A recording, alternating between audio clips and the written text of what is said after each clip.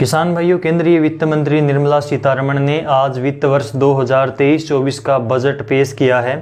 वहीं कृषि क्षेत्र के लिए इस बार सरकार ने पहले की तरह कई बड़े ऐलान भी किए हैं। सरकार ने इस साल किसानों को 20 लाख करोड़ तक का ऋण बांटने का लक्ष्य रखा है। इसके अलावा मोटे अनाज को बढ़ावा देने के लिए श्री अन्न योजना की शुरुआत भी की है। तो आइए जानते हैं कि इस बार बजट में कृषि क्षेत्र के लिए क्या क्या घोषणाएं सरकार के द्वारा की गई हैं। चलिए सबसे पहले हम बात करते हैं किसान क्रेडिट कार्ड यानी कि केसीसी को लेकर सरकार ने किसानों को इस बजट में क्या कुछ खास दिया है, क्योंकि प्रत्येक बजट में किसानों का और सरकार का केसीसी कार्ड को लेकर काफ़ी फोकस रहता है, इसके ऊपर काफ़ी चर्चा की जाती है। तो केंद्र सरकार ने किसानों की सहूलियत के लिए ऋण का दायरा बढ़ा दिया है, यानी कि ज़्यादा से ज़्यादा किसानों को सरकार अब लोन देने की कोशिश करेगी। इस साल 20 लाख करोड़ तक किसानों को क्रेडिट कार्ड के जरिए ऋण बांटने का लक्ष्य रखा गया है। इससे लाखों किसानों को फायदा होगा। तो इस प्रकार से सरकार ने 20 लाख नए क्रेडिट कार्ड देने की घोषणा की है, जो कि प्रत्येक बजट में केसीसी कार्ड को लेकर सरकार घोषणा करती है। कर्ज का दायरा सरकार बार बार बढ़ाती रहती है। किसान डिजिटल पब्लिक इंफ्रास्ट्रक्चर यानी कि किसानों के लिए अब किसान डिजिटल पब्लिक इंफ्रास्ट्रक्चर प्लेटफॉर्म तैयार किया जाएगा और यहां पर किसानों के लिए उनकी ज़रूरत से जुड़ी सभी जानकारियां उपलब्ध होंगी। इसके अलावा एग्री स्टार्टअप को सरकार बढ़ावा देगी। केंद्र सरकार ने कृषि के क्षेत्र में ज़्यादा से ज़्यादा स्टार्टअप शुरू करवाने पर फोकस किया है। कृषि स्टार्टअप के लिए डिजिटल एक्सीलेटर फंड बनेगा, जिसे कृषि निधि का नाम दिया गया है।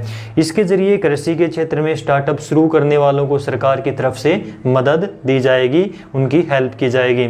इसके अलावा मोटे अनाज को सरकार बढ़ावा देगी आने वाले साल में। तो सरकार ने इस बार मोटे अनाज को बढ़ावा देने के लिए अलग से योजना की शुरुआत की है और इसे ही श्री अन्न योजना का नाम दिया गया है। इसके जरिए देश भर में मोटे अनाज के उत्पादन और उसकी खपत को बढ़ावा दिया जाएगा। बागवानी के लिए सरकार ने क्या खास किया है, इसके बारे में देखते हैं।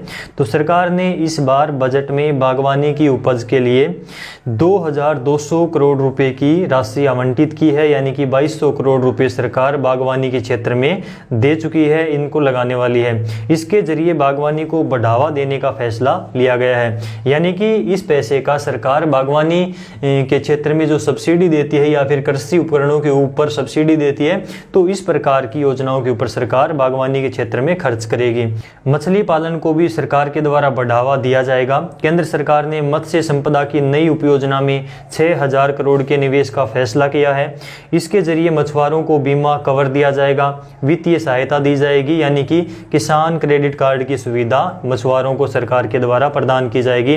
जो जमीन के ऊपर केसीसी बनती है, किसान क्रेडिट कार्ड बनता है, 4% ब्याज के ऊपर किसानों को लोन दिया जाता है। उसी प्रकार से मछली पालकों और पशुपालकों को भी सरकार इस प्रकार की सहायता फिलहाल पिछले बजट में भी सरकार ने दी थी और इस बार भी इसका मछुआरों के लिए जिक्र किया है किसान क्रेडिट कार्ड का। इसका उद्देश्य ग्रामीण संसाधनों का उपयोग करके ग्रामीण विकास और ग्रामीण अर्थव्यवस्था को तेजी से बढ़ावा देना है। सहकारी समितियों, प्राथमिक मत्स्य समितियों और डेयरी सहकारी समितियों की स्थापना करेगी सरकार। 2516 करोड़ रुपए के निवेश से 63,000 प्राथमिक कृषि ऋण समितियों का कंप्यूटरीकरण किया जा रहा है। इसके लिए राष्ट्रीय डेटाबेस तैयार किया जा रहा है। इसके साथ बड़े पैमाने पर विकेंद्रीकृत भंडारण क्षमता स्थापित की जाएगी।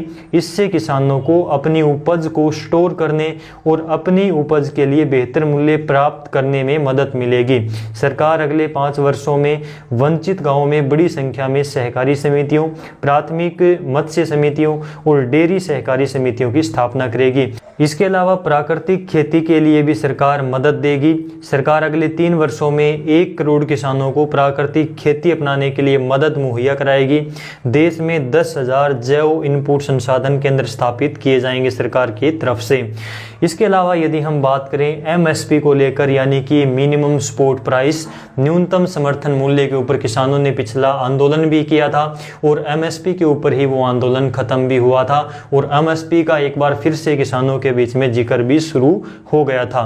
तो यहाँ पर एमएसपी को लेकर सरकार ने क्या किया है, चलिए देखते हैं। बजट पेश करते हुए वित्त मंत्री निर्मला सीतारमण ने बड़ा ऐलान किया है कि न्यूनतम समर्थन मूल्य यानी कि एमएसपी का पैसा सीधे किसानों के खाते में ट्रांसफर किया जाएगा, जो कि हरियाणा में पिछले काफ़ी समय से हो भी रहा है। मैं आपको ये बता देता हूँ। इससे पहले एमएसपी का पैसा किसानों तक मंडियों और आड़तियों के जरिए पहुँचता था। सरकार का दावा था कि इस फैसले से भ्रष्टाचार रोकने में मदद मिलेगी। इसका सीधा फायदा किसानों को मिलेगा। पिछले साल मध्य नवंबर तक के आंकड़ों के अनुसार खरीफ विपणन स्तर 2022-23 खरीफ फसल के लिए 231 लाख मीट्रिक टन धान की खरीद हुई। इसकी तुलना में पिछले वर्ष की इसी अवधि में लगभग 228 लाख मीट्रिक टन धान खरीदी गई थी। यानी कि इस बार धान की एमएसपी के ऊपर सरकार ने खरीद ज़्यादा करी है। सरकार की माने तो खरीद से लगभग 47,644 करोड़ रुपए के न्यूनतम समर्थन मूल्य के भुगतान के साथ 13.50 लाख से अधिक किसान लाभान्वित हुए हैं। इसके अलावा सरकार ने राज्य सरकार के साथ मिलकर उन किसानों की मदद करने का भी ऐलान किया है जो फलों और सब्जियों की उन्नत किस्म की खेती करते हैं। आज के इस बजट में किसानों को क्या मिला है, जो मोटा मोटी इनपुट यहाँ से निकल कर आए हैं, उनके बारे में मैंने आपको जानकारी दे दी है। बाकी कल हम विस्तार से चर्चा करेंगे कि इस बजट में सरकार ने किसानों के लिए क्या क्या नई घोषणाएं करी हैं और किन घोषणाओं को दोहराया है। किसानों को इस बजट से कुल मिलाकर क्या मिला है, किस सेक्टर में कितना पैसा सरकार ने किसानों के लिए डाला है, कौन कौन सी नई घोषणाएं करी हैं और उनका आप कैसे फायदा ले सकते हैं। तो इस प्रकार की सभी जानकारी आपको कल की वीडियो में मिलेगी। इस वीडियो को शेयर जरूर करना सभी किसानों के साथ में। आज के इस वीडियो में बस इतना ही। नमस्कार, जय हिंद।